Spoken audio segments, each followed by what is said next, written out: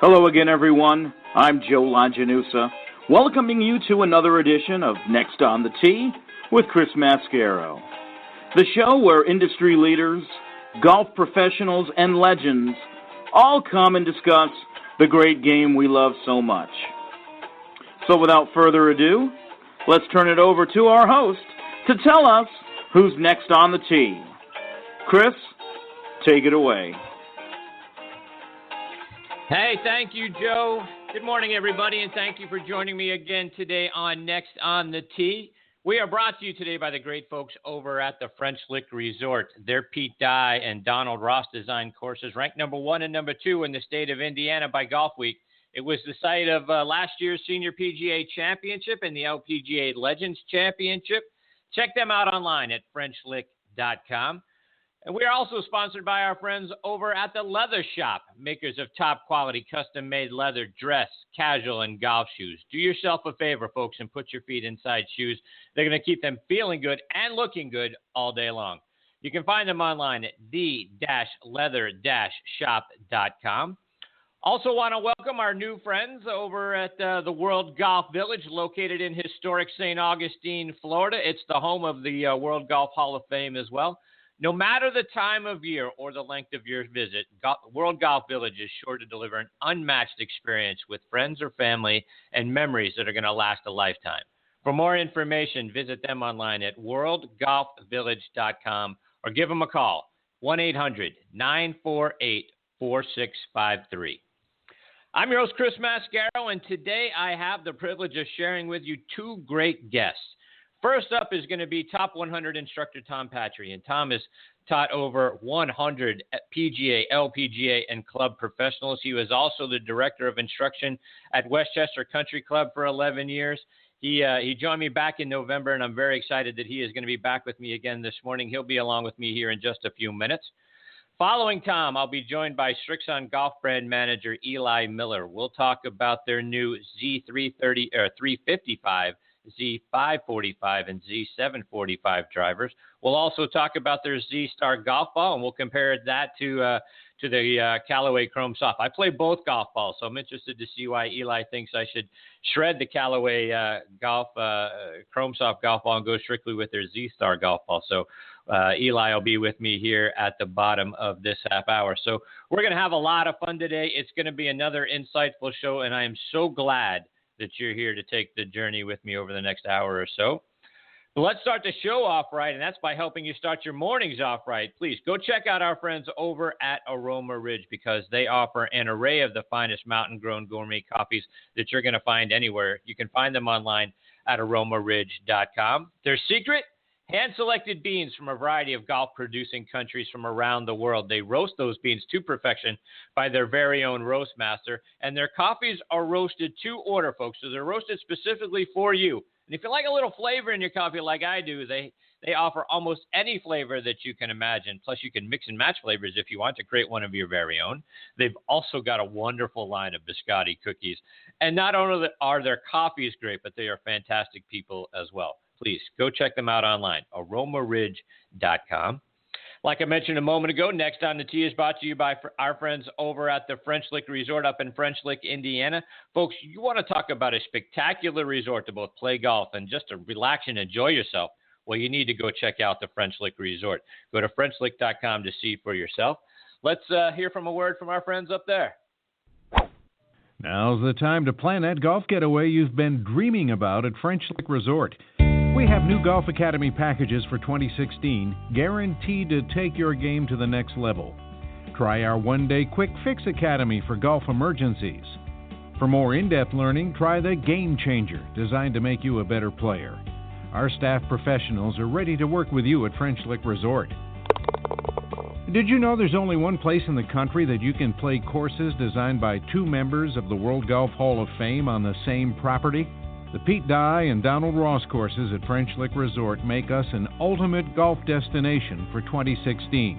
Check out the Ultimate Golf Package, the Hall of Fame Package, and other great offerings at FrenchLick.com. Let 2016 be that year you finally take your dream golf getaway at French Lick Resort.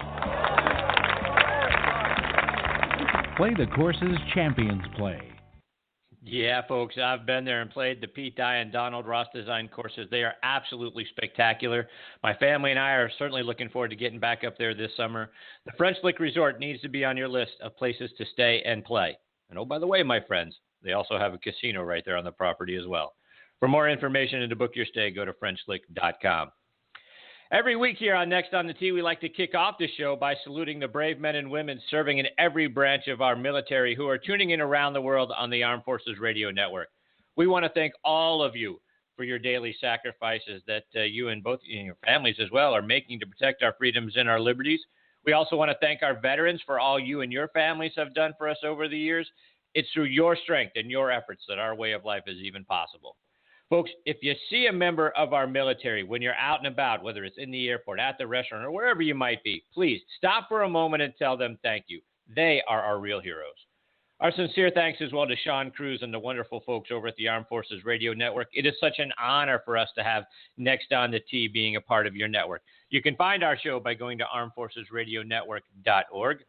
Also want to continue to remind our veterans, be sure to check out globalvoiceforveterans.org.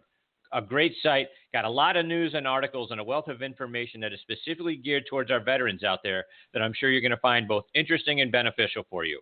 Again, globalvoiceforveterans.org. All right, now back with me on the French Lick Resort guest line is Tom Patri. He is one of Golf Magazine's top 100 instructors. Let me remind you a little bit more about Tom's background. He grew up on Middle Island of Long Island in New York. In 1973, he won the Long Island Boys Championship and the Long Island Private Schools Championship. In all, Tom won 15 junior events during his junior golf career. He played his college golf at Florida Southern, where he was a two-time first-team All-American there. 1981, he led Florida Southern to the Division II National Championship, and he won the individual honors as well. 1992, he was inducted into the Sunshine State Conference Hall of Fame. Tom turned pro and played professionally from 1981 to 1988 in the U.S., Mexico, Canada, Europe, and South Africa. He later became the director of golf instruction at Westchester Country Club, site of the Westchester Classic, and several other PGA and LPGA Tour events over the years. He has been named the Teacher of the Year everywhere he's been. Golf Magazine named him a top 100 teacher every year since 2000. And beyond all of that, Tom's an excellent writer. His work can be found in numerous publications like Golf Magazine, Golf Digest, and Golf Illustrated as well. And you've likely seen him on the Golf Channel's Academy Live show that you see periodically there during the week. And I'm extremely honored that Tom is back with me and Next on the Tee this morning. Good morning, Tom. Thanks for coming back on the show. Chris, it's great to be with you. Thanks for having me. And I want to just reiterate what you said about the armed forces and those people who serve us every day. God bless them all. Thank you for putting that in there, Tom. So, Tom, let's start off today. You know, it's been a little while since we had you on the show, going back to November. Talk about what's been going on over the winter, what you got coming up this summer, and particularly your new facility down there in Naples, Florida. Yeah, we've made a change, Chris, in Naples. We after 9 years at the Quarry, which is a great run there, we were asked to move over to a new facility called the Esplanade, which is literally right next door. It's a brand new facility. It's a wonderful, very playable golf course, and it's been a great winter there. It's our kickoff winter there. It's been well received, and we'll be there going forward. Hopefully, as I sail into the sunset of my background in my career. So it's exciting. It's a fun place, and if you haven't been there, haven't played the Esplanade, it's worth stopping in and playing. All right, and Tom, I want to kind of dip back a little bit into your college golf career for a moment. Going back to the 1981 Nationals, which was held at that point just outside of Hartford, Connecticut. You're the number one player going in for Florida Southern. And like I mentioned in your intro, Tom, you won the individual title that year, and the team ran away with the national championship. But you were paired with Rocco Mediate, who at that time was playing for California University, would later transfer to Florida Southern, where you played. Talk about what do you remember about that championship, playing with Rocco and then him later transferring to Florida Southern? Actually, Chris, that's not exactly right. Rocco was there as a spectator because he was thinking about transferring to Florida Southern at the time,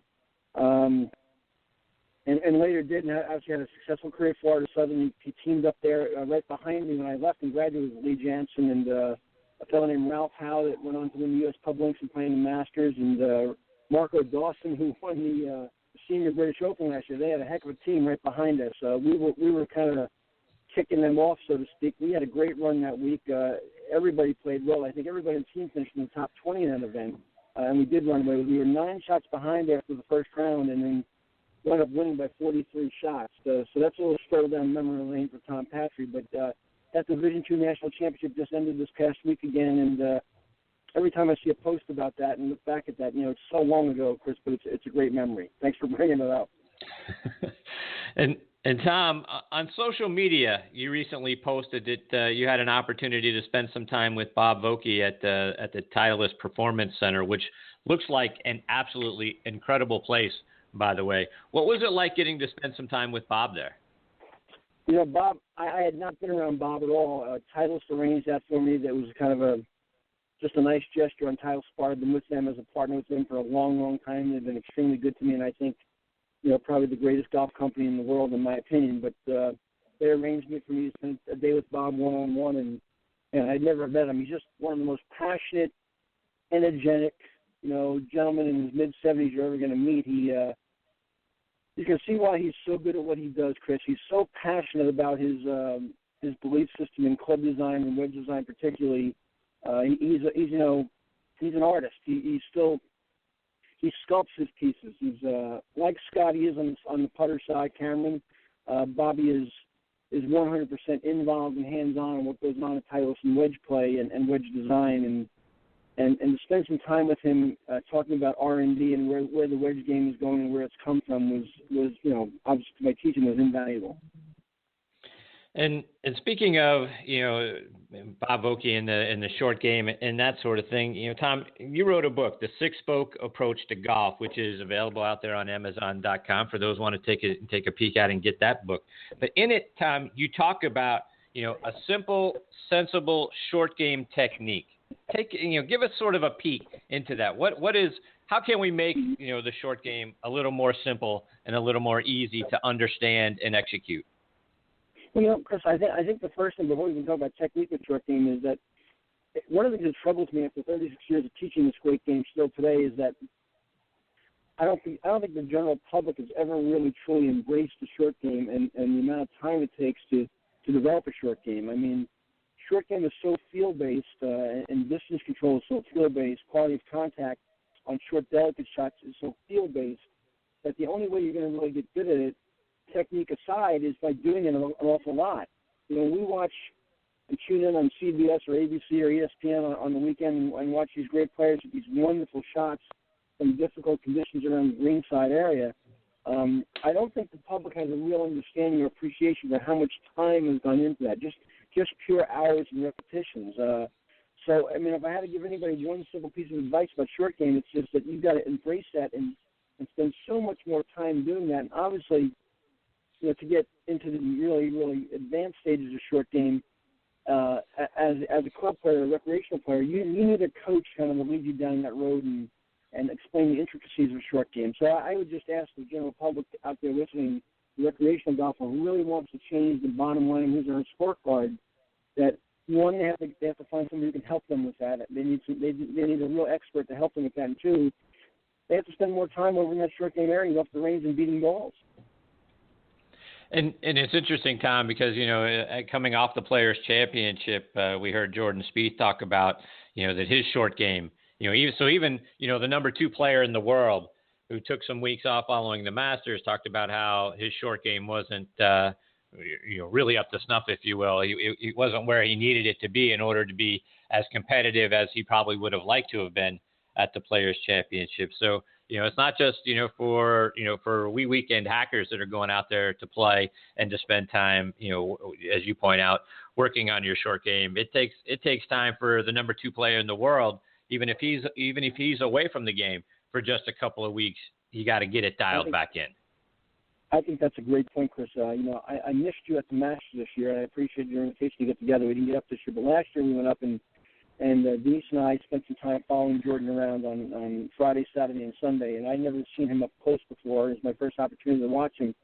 So I was very interested to see what he did around the greens and how good he really was.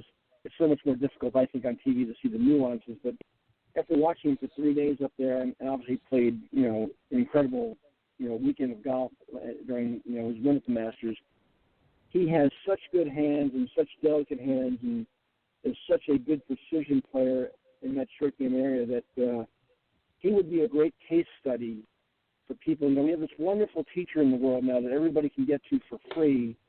His name is YouTube, and you can get to YouTube anytime you want. And there's so much great HD film on YouTube now. You can just about see anything you want. So I'd really encourage the recreational player out there to invest some time with Mr. YouTube and get on there and watch some of these great short game techniques of these great players up close in slow motion. You can learn so much doing that.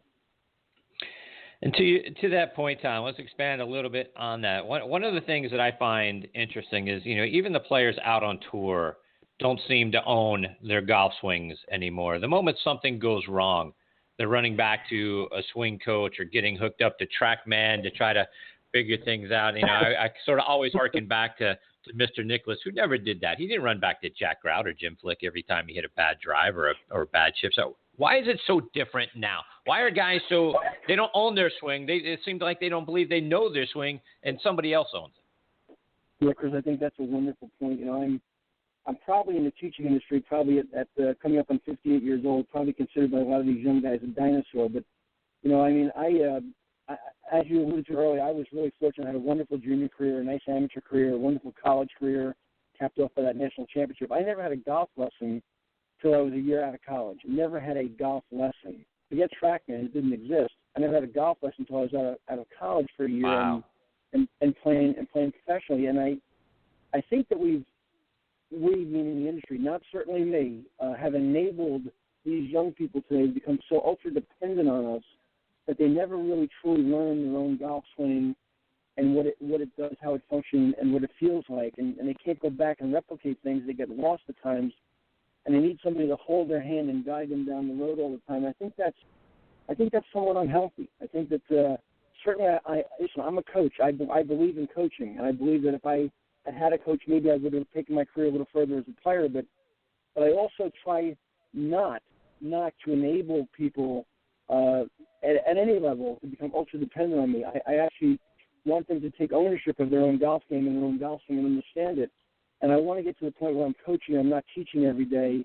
And you can go out and hit shots. And if you hit a shot offline, you understand cause and effect enough that you can make changes and make corrections. And Tom, as I was sort of looking over, you know, the things you have out and available on social media, one of the things that caught my attention was a video you've posted from Seve Ballesteros and how much fun it was for you to watch him. As we talk about, chip shots in the short game, boy, no one had softer hands, I don't think, in the history of the game than Seve Ballesteros did. Talk about what you admired about Seve. Well, Chris, I was really blessed during my time at Westchester to be befriended by Seve and spend some time with him on numerous occasions. And I remember the first time I met him, he asked me if I'd watch him hit some balls, and I kind of was taken back by that a little bit, that he actually wanted me to watch him hit golf balls and pay me for my time. We became friends. We stayed in touch through the years. He was a marvelous talent, Chris. He was a bit of a freak. You know, I think there are players out on tour that are freaks. I think Freddie, who's a friend of mine, is a freak. You know, John Daly's a bit of a freak. I think Dustin Johnson is a bit of a freak. The people that come along have this incredible gift and talent to do certain things and hit certain types of shots that you can't teach. It's a God-given gift. And Seve certainly had that in his hands and in his imagination and his ability to almost invent golf shots that nobody else had ever hit in the history of the game. He was a marvelous talent, a gifted individual that just had a vision for things to be done with a golf ball that nobody around him had. And I think that by watching him, I certainly learned and picked up things, and talking to him, picked up things that I could convey to players and convert into a technique situation. But you can't give somebody the gift of feel. It's something that to some degree you have. It can be developed. But he had it at a level, Chris, that was really, like I said, almost freakish. I'm curious, Tom. What's something you picked up from watching Seve that you sort of incorporated now and you've passed along to other players over the years? Well, at an advanced level, Chris, he hit all his short game shots around the greens with a very weak left-hand grip. He weakened his left hand and made it neutral. He felt like he wanted to get into a very, very weak condition in terms of setup when you hit short shots, so you could be very aggressive with your speeds. I mean, I think one of the things that people fear, the average player fears, is hitting the ball too far, hitting it past the pin, which, by the way, that never happens actually, but that's what they fear, which is crazy. They fear what they don't actually do. But Seve got into a very, very weak condition in the setup. The face was open, the left hand was weak a lot of times, so he could put a lot of speed on his arm swing, which obviously produced two things. It produced trajectory and it produced spin. So you saw him hitting a lot of offensive short game shots to very, very close-quartered pins, where most recreational players play those shots very defensively. And his feeling is if you're playing your short game shots defensively, you might as well go back to the clubhouse and play gin. It wasn't going to work out very well. He was a character. He was a character, too. He made you laugh just like I just made you laugh. He had that ability to say things in that accent, and that he had such a charisma about him. And he'd say something, he didn't know where he was going sometimes, and he'd deliver the punchline, and you just, he would die laughing because he had quite a wit about him. And Tom, on your Twitter page, you recently posted the classic picture of Ben Hogan's one-iron shot at Marion in the 1950 U.S. Open, and he captioned it with, "If you don't know where this is or the circumstances, you're in fact not a golfer." So I'm curious. Talk about that.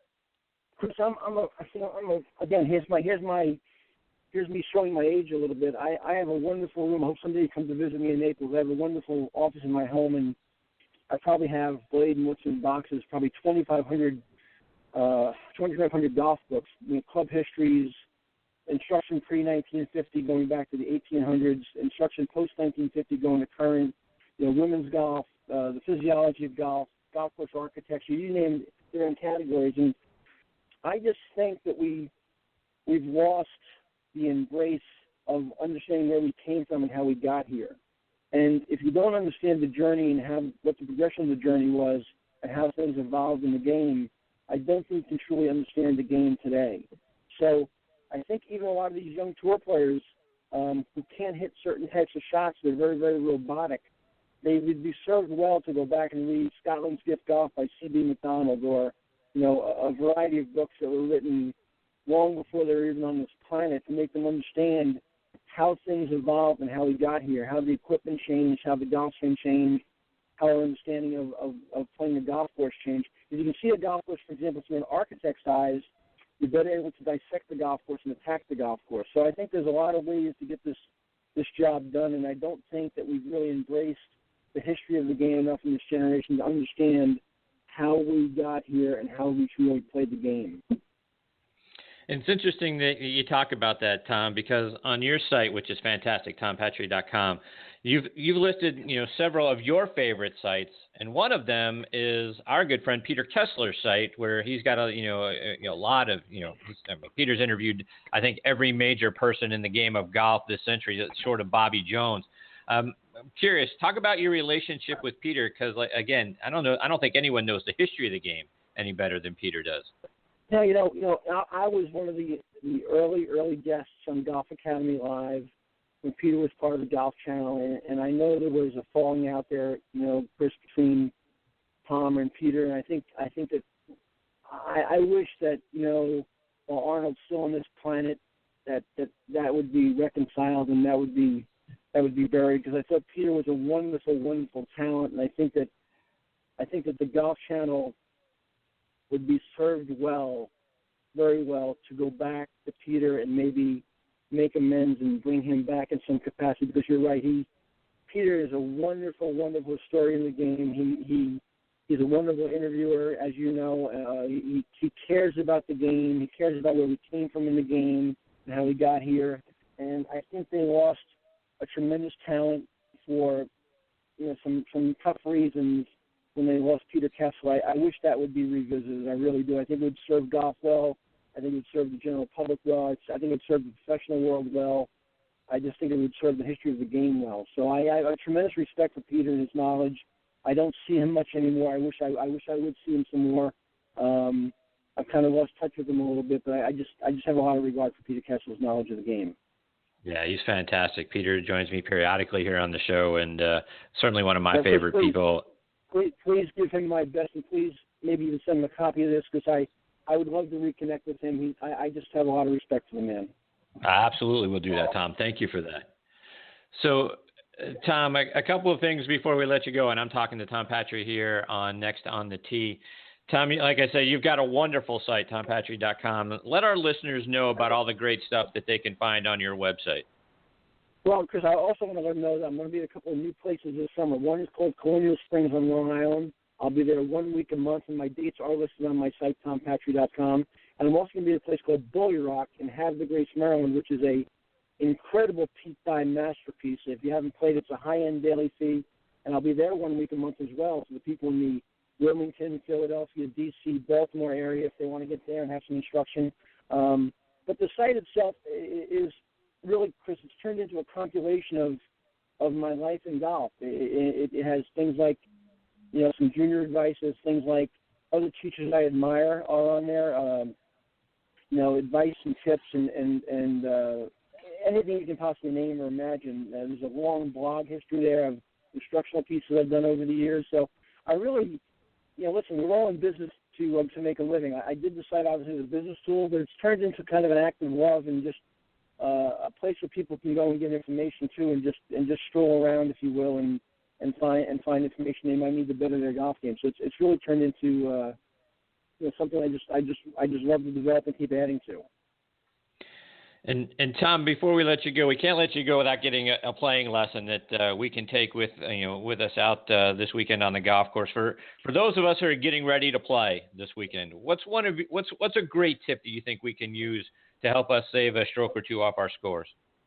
Well, because I think that one of the things that happens is we're so busy in our lives today is that people don't get to the golf course early enough. I mean, they don't get there soon enough. I'm actually in the car right now, heading to play in a charity event today. I was asked to play in here for the Naples High School football team, and Coach Bill Kramer, who's a 4-time state champion down here, is a dear friend of mine, so I'm going out there to do a little clinic and spend some time with the boys out there today. It's going to be fun, but I'm going down there an hour and 30 minutes early because I'm an old fat man who has to stretch and warm up a little bit and do some things. So I'm getting in there plenty early. I'm going to stretch for 15 to 20 minutes in the locker room. I'm going to go out a full hour before my tee time and start out with a real short wedge pitch shots and gradually elongate my golf muscles, and then spend a good 15 or 20 minutes on the putting green getting used to the speed of the greens, because I don't get to play as much golf as I used to, and I don't want my playing partner to take my money today. I want to leave with a heavier pocket than I want to leave with a heavier pocket than I came with. So I'm going down there well early. It's a simple charity outing. It's not like I'm going to play in the U.S. Open or something, but I respect the game enough. I want to go down there and play well and put my best game face on. So I'm going to need that much time to get ready. And I don't think the recreational golfer gets there early enough and really spends enough time preparing for their round of golf. So I wish they'd warm up and spend a little bit more time stretching their body and getting their body ready to hit some shots off the first tee. That's great stuff. And Tom, how can our listeners follow you over social media? Well, Chris, two Facebook pages, a personal page and a business page. Definitely Twitter, definitely Instagram, and then obviously the best way to get to all those things and find me is just simply www.tom-patri.com, which I love them getting there and just sending me information. I have a spot there where they can ask me questions for no charge at all. Any questions they want, I welcome those questions. I love people getting in touch and just being inquisitive, so that's fun too. So have at it, folks. Come get me. There you go. And Tom, thank you. I want to thank you, first of all, for joining me this morning. And I want to end our time by quoting you from an article that I found that appeared back in a few years ago in the Naples Daily News. And in it, you stated, "Treasure each day to its fullest. Learn and enjoy as best you can from each experience. Let no event get you down. And finally, thank God for every day your eyes open and you see the sky," which is absolutely great advice for all of us. And I thank you again for your time this morning, Tom. Well, Chris, thank you. And listen, I hope we get to meet sometime soon. If you're up in Bully Rock on Long Island this summer, or you're in Naples next winter, Chris, I'd love to have you out for a game of golf. I appreciate it, Tom. I look forward to that. I'll try to make that happen. In between now and then, Tom, and hopefully we get to have you back on the show soon, but all the best to you and your family. Thank you for everything you're doing for the game of golf. Yes, God bless you. God bless America. Thanks, Tom. That is Tom Patri, and again, his site, tom-patri.com, folks. A lot of great stuff, a lot of great content on there, great videos as well. I highly encourage you, please, go check it out. Tom Patri, and he spells his last name Patri, so tom-patri.com. All right, before we get to our next guest, Eli Miller, I want to give a shout-out to our new friends over at the World Golf Village, located in historic St. Augustine, Florida, just south of Jacksonville. World Golf Village is the ultimate golf vacation destination and a true paradise for fans of the game. The Village, as it's often referred to by locals, is the home of the World Golf Hall of Fame as well, where the greatest players and contributors are honored, and it includes more than 70,000 square feet of displays, trophies, and personal memorabilia. The World Golf Village boasts 2 championship golf courses as well, including the King and the Bear, co-designed by Arnold Palmer and Jack Nicklaus, and the Sam Snead and Gene Sarazen masterpiece, the Slammer and the Squire. Golfers looking to tune up your games before the round can book a lesson at their golf school, the PGA Tour Golf Academy, featuring the latest in learning technologies and world-class instructors as well. Luxurious stay awaits you there. The Renaissance Resort there at the World Golf Village is fantastic. It offers an array of amenities, dining options, premier services. No matter the time of year, folks, or the length of your visit, the World Golf Village is sure to deliver an unmatched experience for family and friends and memories that you're going to treasure for a lifetime. For more information, go to worldgolfvillage.com or give them a call, 1-800-948-4653.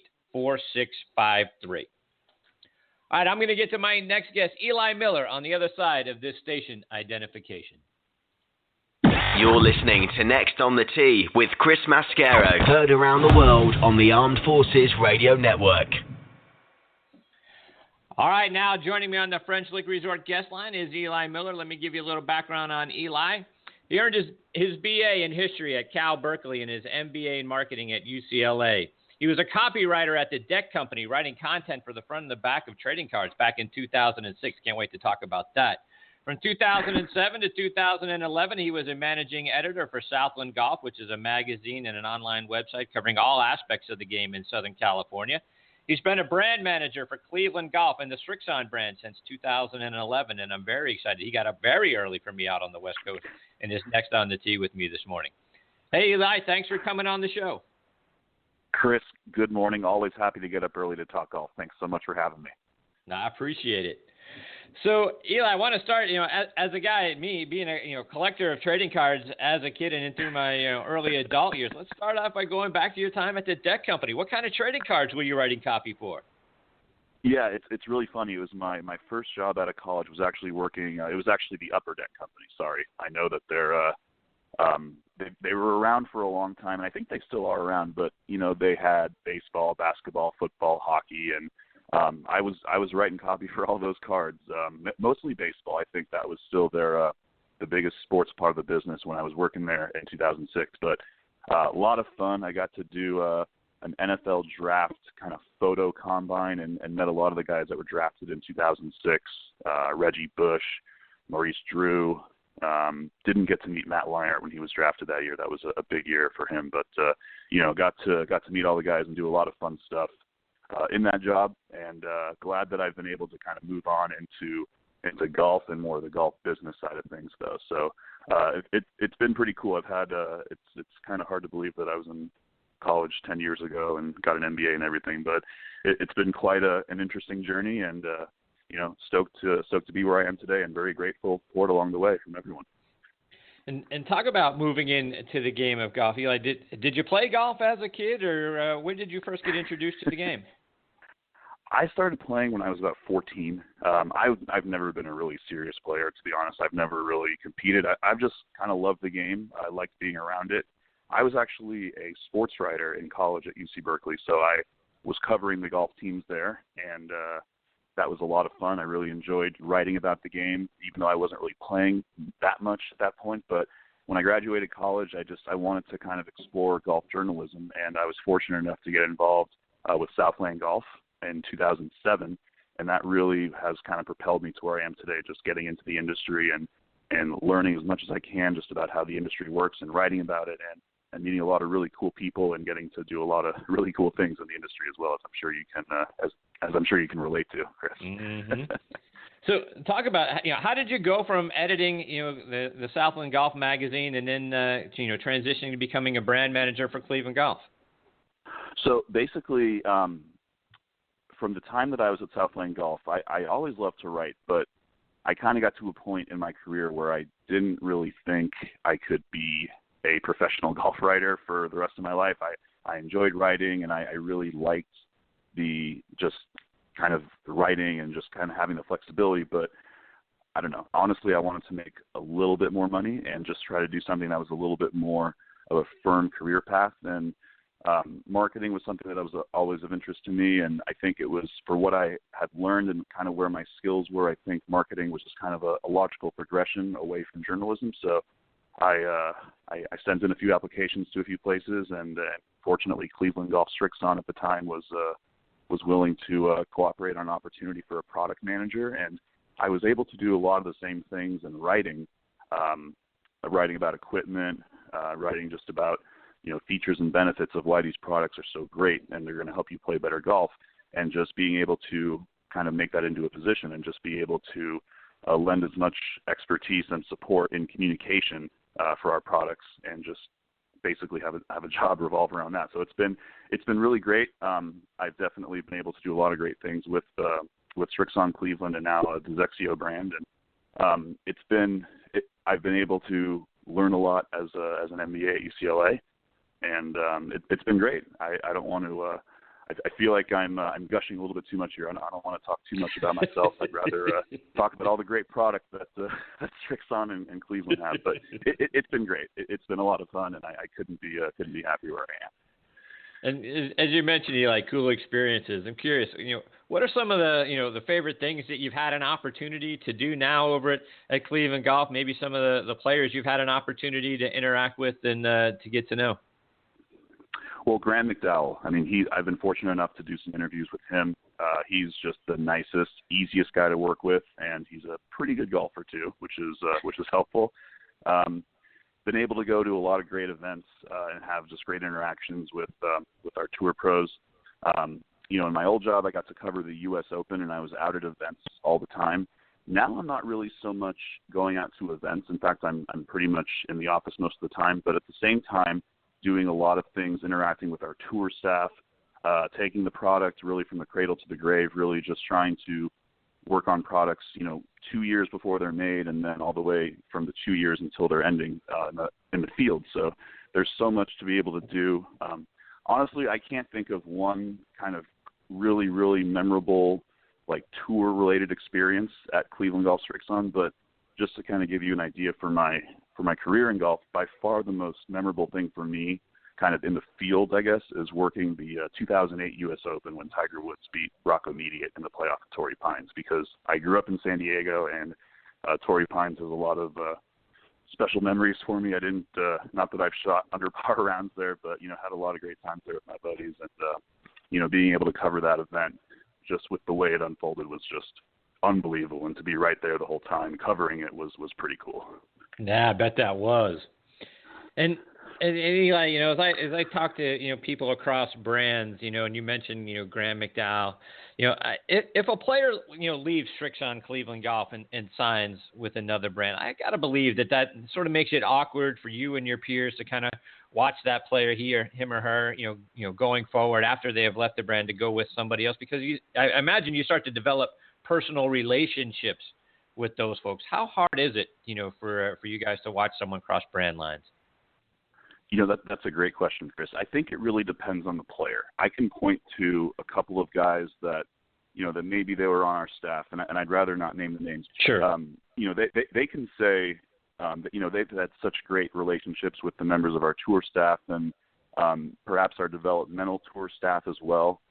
So they have a lot of great connections, and maybe it was just kind of more of a business decision to move on to maybe someone who maybe is slightly bigger. And in that case, it's not really there's not really any animosity, but there are some instances where sometimes it just didn't work out, and I think it's nothing personal. It's just that sometimes maybe it doesn't work out, and I think it's just best for both parties to move on. But I think overall, being out on tour, the tour staffs between all the OEMs that are out in the trailers from week to week on tour, they're generally all pretty close. I mean, they're all kind of, yes, they work for different companies, but they're out there week to week. It's a tough job out there. I mean, building clubs on a weekly basis, trying to get those specs right for all the guys, and they're, who knows what the guys could say to ask these guys in the trailers, like, oh, well, I need a little bit more, I need X more spin or Y more, grip thick. There's so many different things you could say, and I think there are a lot of good relationships out there in the tour staff, and I don't think it's really anything awkward so much as it is just, trying to stick together, be as good as you can and do the best you can, and whatever happens, it happens. So let's get a little bit more brand specific. As you and I communicated a little bit before the show, and I told you I play both the Callaway Chrome Soft golf ball and the Srixon Z-Star golf balls, and have for the last couple of years. As a brand manager for Srixon, convince me, why should I only play the Srixon Z-Star? It's a great question. So, yeah, I've transitioned into more of a public relations role now for Srixon. So now I'm really going to put my advertising PR hat on here, Chris. So get ready. So, all right. So the Callaway Chrome Soft, obviously that's been a pretty popular ball, and I will not sit here and say you should not play X competitor ball because it just doesn't have this or that. But what I will say about the Srixon golf balls compared to all of our other competitors that are on the market in any category for any player for that matter as well, the golf balls that we make are all about having total performance. So we have the Z-Star and the Z-Star XV as our tour premium golf balls. They'll have a urethane cover. Z-Star is a 3-piece. The XV is the dual core 4-piece for higher swing speed players. So at the end of the day, these golf balls are going to have the total performance that every player needs to execute every shot to their fullest. But that means is that there aren't going to be any issues with compression being too low or too high, covers being too firm, too soft. You're going to have the optimal balance of performance on every golf ball that you need, as long as you fit into the golf ball that provides you the most important benefits for your game, right? So it could be that for a player who's playing the Z-Star, I'm going to assume that you're swinging around 100 miles an hour, and you're probably shooting, you're either a single digit scratch or a maybe low double-digit handicap who needs some help around the greens, and you want that spin, you want that control, you want that great feel, but you also want that distance. So the Z-Star is a great choice because you get the maximum spin and control around the greens, but you're not really losing any of the distance off the tee because you have our energetic radiant growth core, which is going to allow energy to seamlessly transfer the best. And you're also going to have our spin skin dimple pattern, which is going to reduce drag through the wind and going to make the ball more aerodynamic and just fly the furthest in the wind. And you got spin skin as well. I'm kind of gushing here about these technologies, but spin skin is a great technology because it improves greenside spin, basically making the cover a little bit more flexible without sacrificing distance. So you get that added spin and control around the green without sacrificing distance. So hope that was enough to tell you completely on the Z-Star. I think, we're not going to have too many different SKUs, too many different golf ball options. I think we have 4 main options and 5 total with our marathon ball. But, we have a very simple high-performance lineup, and there's a golf ball that fit every player for sure. So let's transition that into your line of drivers that you guys have out this season. Kind of walk me through the differences of your Srixon Z355, the Z545, and the Z745 drivers, and what level of players each one of those is really designed for. Sure.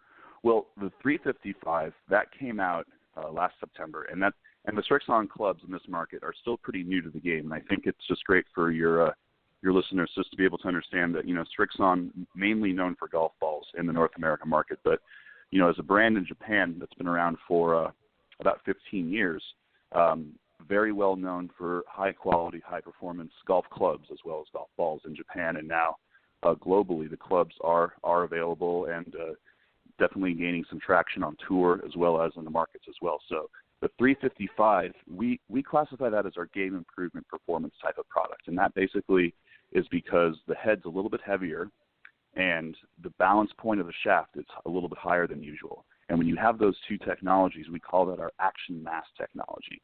The action mass technology is a heavier head with the high balance point shaft to be able to deliver maximum distance and forgiveness. And we do that by delivering more kinetic energy because the head is heavier. And you also have the high balance point, which is going to be able to allow the head to just move faster through the ball at impact. So it's really something that's going to help guys that struggle with head speed and consistency to be able to improve both areas of their driving game with that. And then you have the two players drivers, our 545 and our 745. And those drivers are for a little more experienced players that want to try to work the ball a little bit more. The 545 is a 460cc profile, so a little bit more forgiving. And the 7 Series is a 430cc, a little bit smaller shape, probably better for higher swing speed guys that like to work the ball a little bit more off the tee.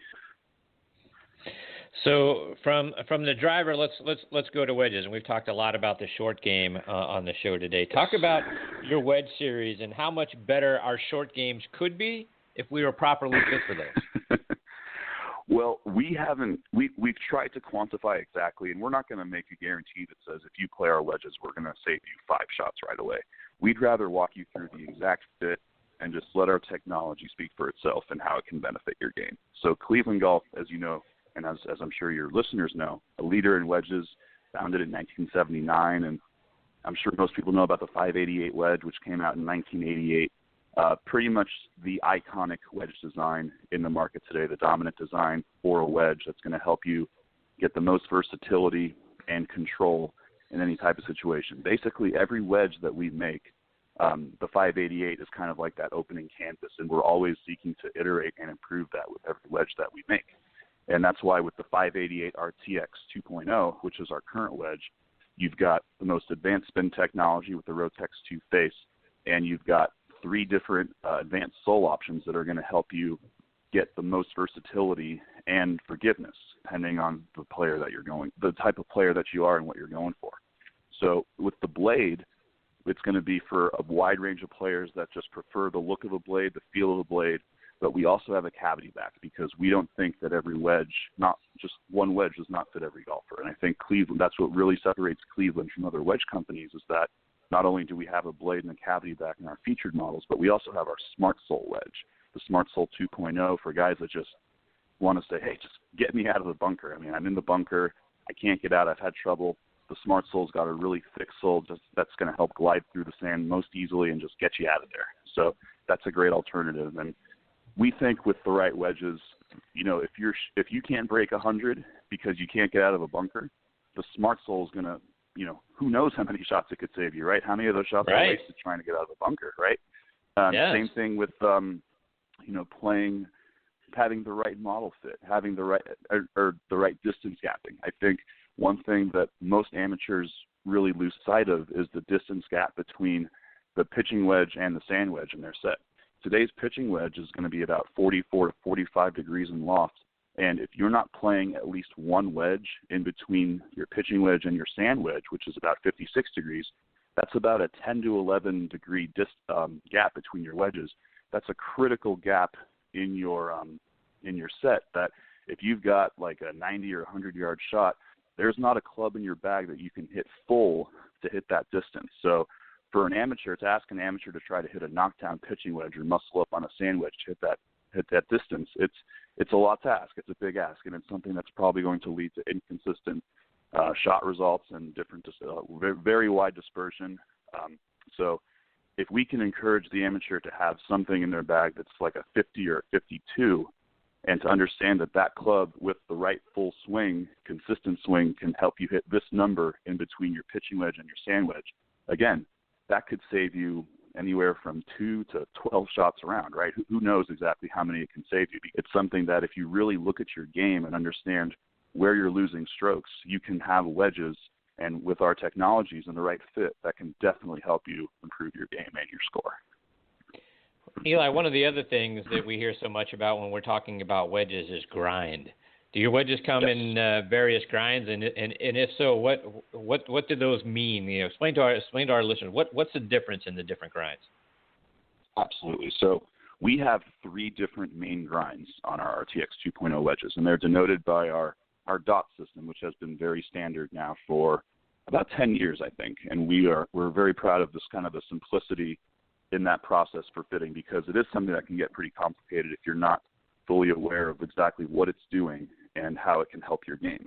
So obviously, bounce is your friend, because when you find yourself in a bunker or in deep rough, the more bounce you have, the more forgiveness you're going to be able to have to allow the club to impact the ball in the widest variety of situations to get enough club on it to get it onto the green and have some control over where it's going. So we recommend our standard sole is a 2-dot sole. That's basically our mid bounce. That's going to have that's going to fit the widest range of players in that it's going to accommodate the widest variety of turf conditions as well as the widest variety of swing types. Now, we also offer the 1-dot, which is our low bounce sole, and the 3-dot, which is the full bounce sole. So the 1-dot, our low bounce, that's going to be really ideal for guys that have very shallow attack angles, your sweeper type of player, and if they're in very firm, dry course conditions typically, if that's where they play their golf, right? If they're in maybe Texas, not quite this time of year, but as you're getting to July and August, if it gets really dry and firm, you want to be able to kind of nip the ball off the turf, whereas if you're maybe on the East Coast or somewhere where it's maybe Washington State, if it's a little more humid or if there's a lot of moisture, very soft turf, or if you have a very steep attack angle, then that full sole with the 3 dots, the wider sole with a little bit more bounce, that's going to be a more ideal option because you're going to have a little bit more lift through the turf with the higher bounce, and you'll get a little bit more forgiveness as well if you're kind of having a steeper attack angle and coming over a little bit potentially. Ah, very cool. All right. So I like that.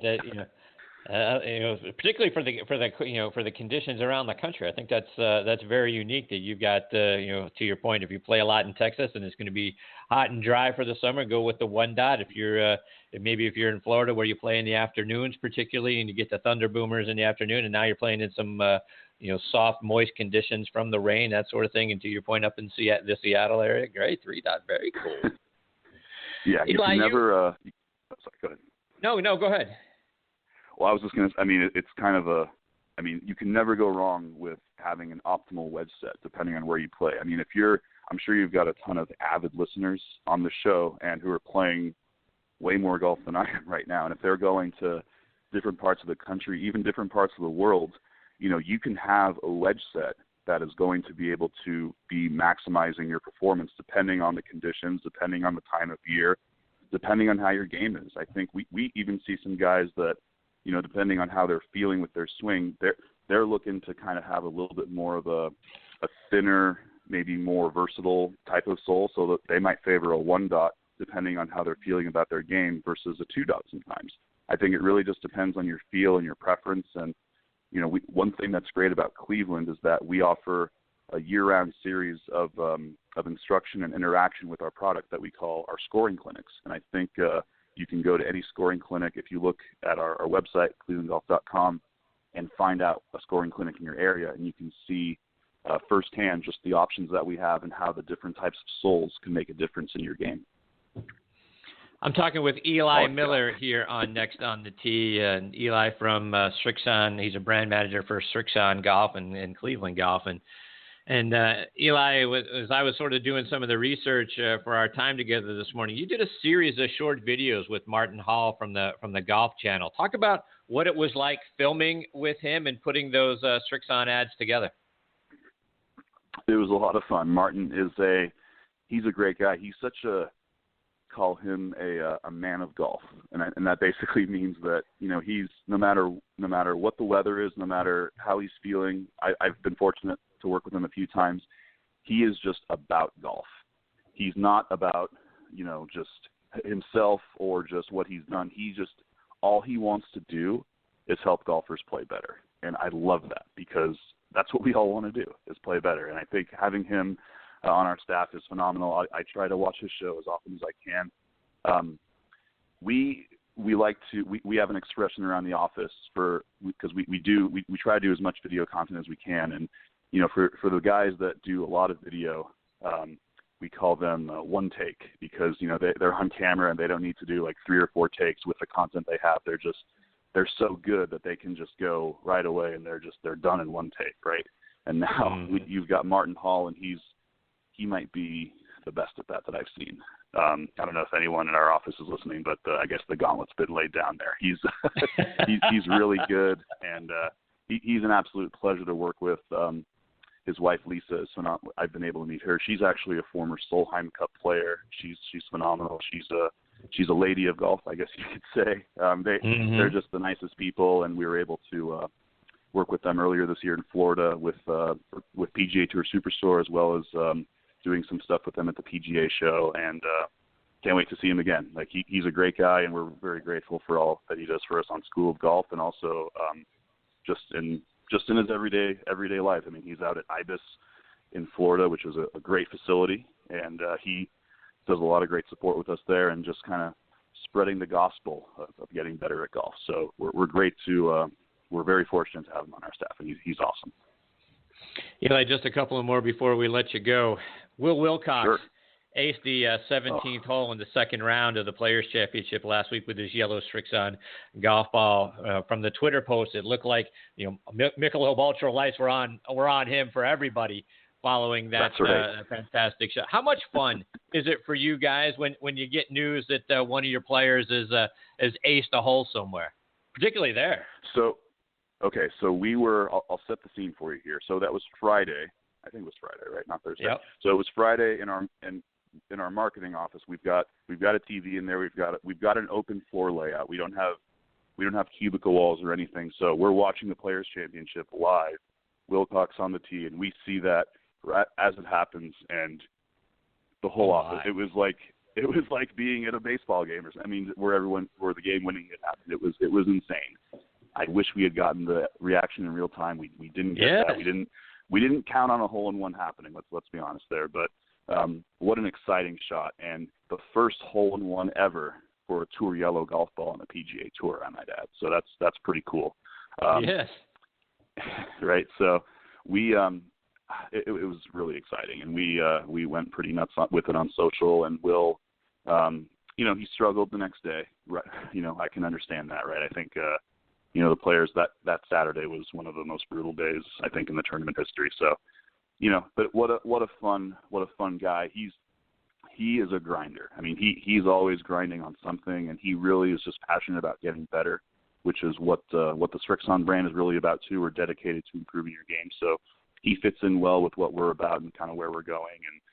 And he's not going anywhere. I mean, he's firmly inside the top 100 now on tour, and he's part of that next wave of guys that we have on our staff. Your Smiley Kaufmans, your Harold Varner IIIs, those guys that are young and kind of fearless out there, and they're not afraid to have fun when they're doing well too, which is fun to see. Yeah, absolutely. But what becomes of the golf ball? Does Will does he come out there to take pictures with everyone with the golf ball? Does the golf ball go into a Cleveland Golf Srixon Hall of Fame? And anything with the golf ball from making that shot? The golf ball is. That is his memento. We got a picture of him with the ball. I don't know exactly what he's doing with it. I would hope he's gonna. I'll be honest, if it were me, I'd probably keep it because I've never had a hole-in-one before. Yeah, me either. First hole-in-one. Yeah, there you go. Yeah. I don't feel so bad anymore. I was talking to other people this week, and they're like, "Oh, I've had one," or I've had dude, I've had none. Come on. but yeah, I honestly, that's a good question, Chris. I'm not sure. I would hope he's keeping it. Hopefully, it's just kind of in his bag to give him some positive vibes, maybe going into any round. But some good maybe if he makes a few more, exactly. If he makes a few more, then we might have to start doing a Tour Yellow hole-in-one tally or something like that. So, Eli, without obviously giving any trade secrets away here, but what are some of the technologies that you guys are working on that we can look forward to, hopefully in the not-too-distant future? Ooh, you're really putting me on the spot here. So I can't give full disclosure to anything, sure. But Understood. I will say that we've got some really, really great product launches coming up next, actually not next year, this year.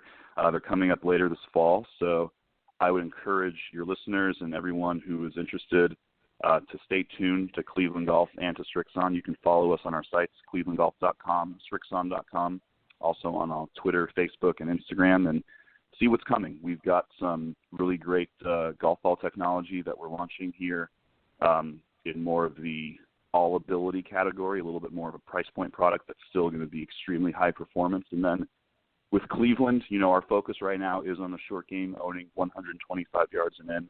And later this year, I can't give more details right now, but just know that we've got a wedge technology that we think can really change the game. We think that we've done our job on development, and we're getting ready to kind of blast it out here to the world. So I would encourage your listeners to just kind of stay tuned if they're looking. Obviously, keep listening to this show, and also to the internet, just the buzz around the internet and the blogs and everything, and just see what's going to happen in the next few weeks, because we're really excited about it, and we're confident that this is really going to make an enormous difference in the short game.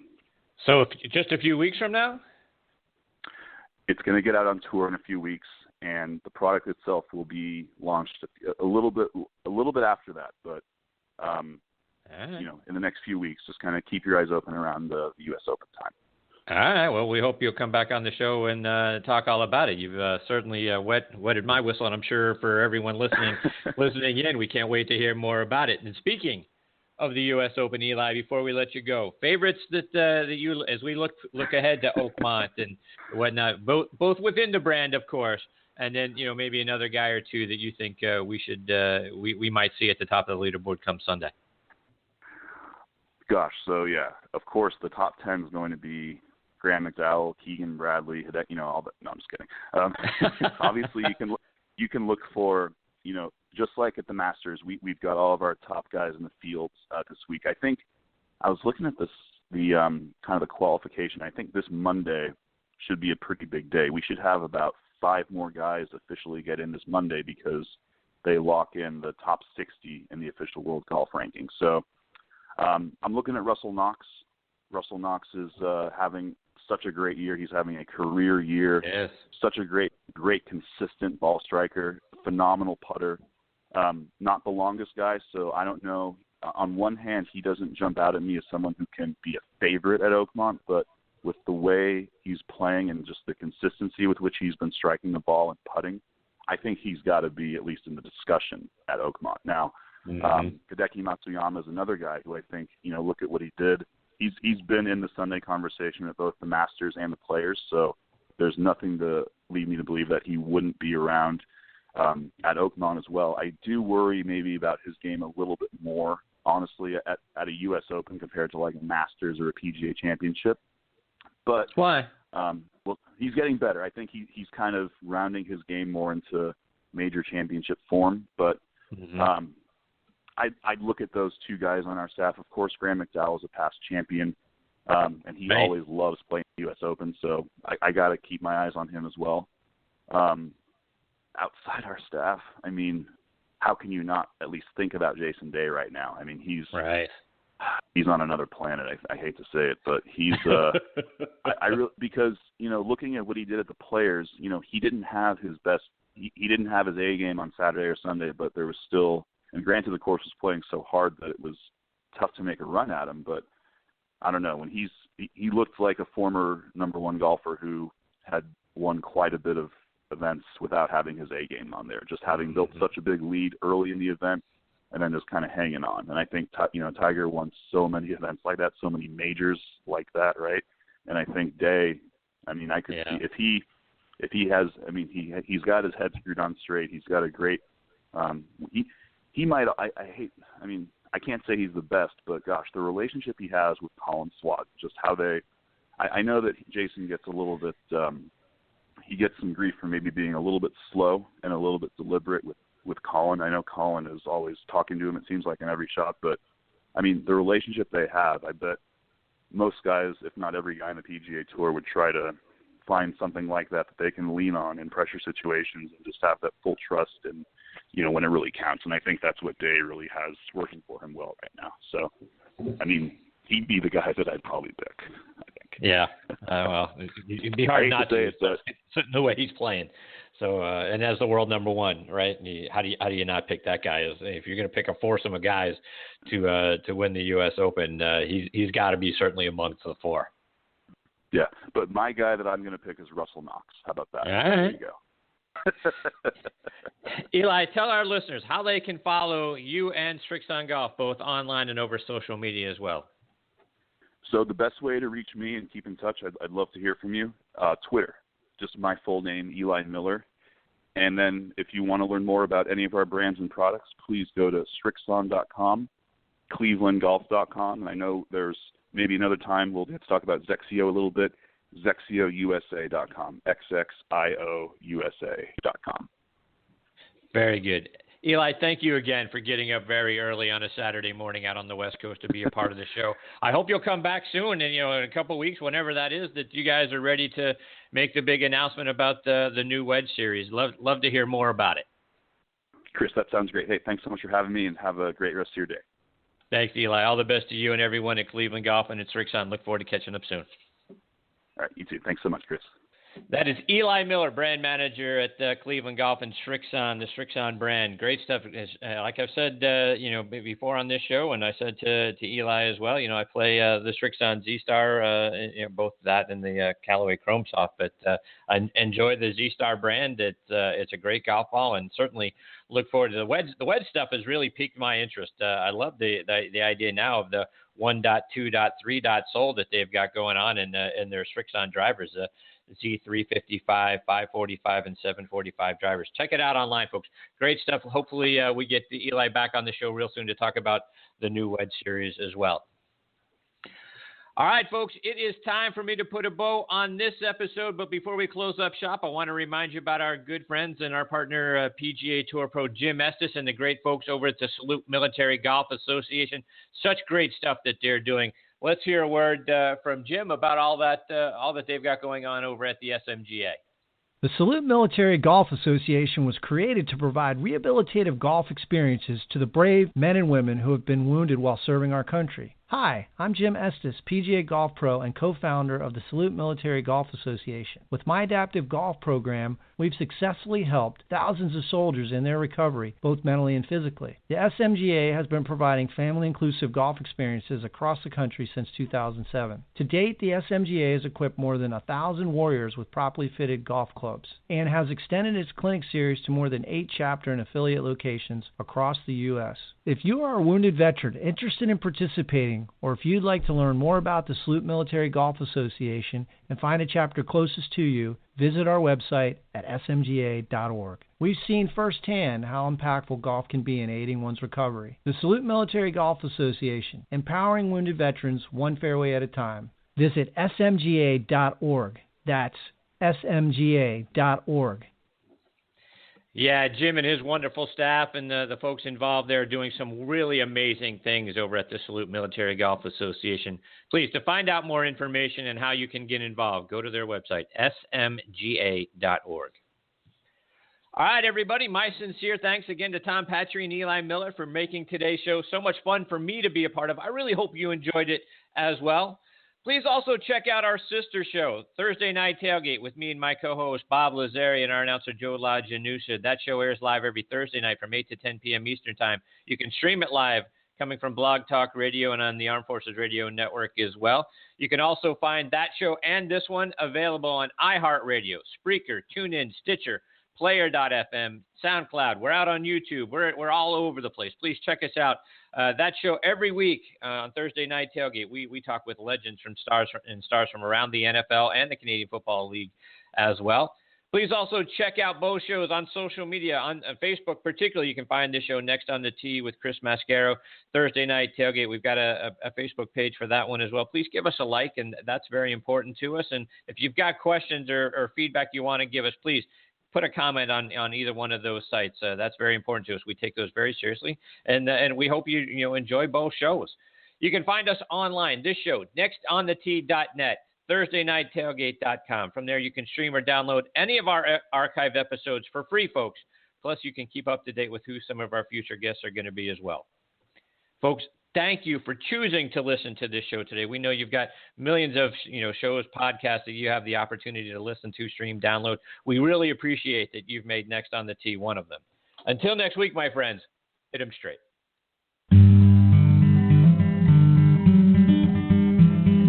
You've been listening to Next on the Tee with Chris Mascaro, where PGA and LPGA legends, pros and top instructors, and media members go to tell their stories. Join us the same time every Saturday to hear more stories about the game we love from the people who love sharing those stories with you. It's all about the great game of golf. It's all about the great game of golf.